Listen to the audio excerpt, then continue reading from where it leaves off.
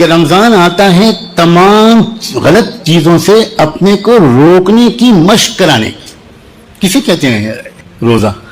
دیکھو، انسان کے اندر ایک طاقت ہے ول پاور کی، ایک ارادے کی طاقت ہے. اس کو جگانے کے لیے، اس کو انسان کو یاد دلانے کے لیے کہ تمہارے اندر یہ طاقت چھپی ہوئی ہے، اس کے لیے روزے کا عمل دیا گیا ہے.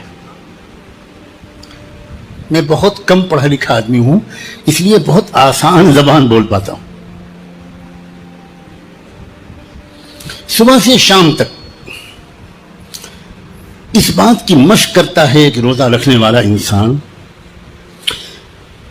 کہ سخت پیاس لگی ہے اور اکیلے کمرے میں ہوں، کوئی دیکھنے والا نہیں ہے، اور فریج میں ٹھنڈا پانی رکھا ہے، شربت کی بوتل رکھی ہے، لیکن روزہ رکھنے والا ایک عام انسان بھی اپنے آپ کو روکنے میں کامیاب ہو جاتا ہے. تو یہ یاد دلانا چاہتا ہے انسانوں کا پیدا کرنے والا ہر انسان کو کہ تم یہ غلط کہتے ہو کہ میں اپنے کو گناہ سے روک نہیں پاتا. یہ غلط کہتے ہو کہ کیا کروں، گناہ چھوٹتے نہیں. یہ جھوٹ بولتے ہو تم اپنی اس اچھا شکتی کو، اس ول پاور کو یوز ہی نہیں کرتے.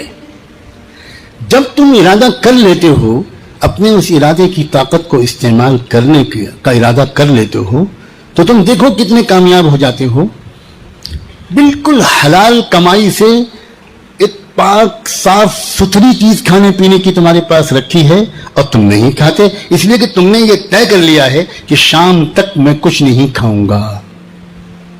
تو جس دن تم یہ طے کر لو گے کہ میں زندگی کی شام تک کوئی غلط کام نہیں کروں گا، یہ تمہارے لیے بائیں ہاتھ کا کھیل ہو جائے گا، بالکل آسان ہو جائے گا.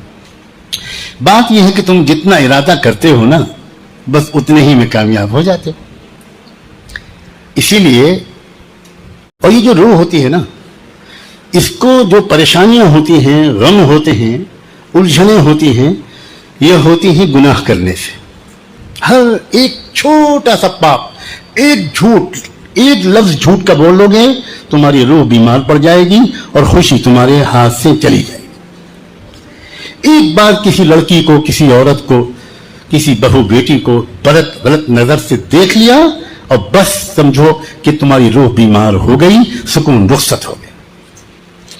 کسی کی برائی کر لی، کسی کا برا چاہ لیا، کسی پر الزام لگا دیا، کسی غریب کو حقارت کی نظر سے دیکھ لیا، کسی اناث یتیم بچے کو دھکا دے دیا، کسی کا دل توڑ دیا، راستے میں تھوک دیا، اپنے گھر کی گندگی باہر کچرا پھینک دیا.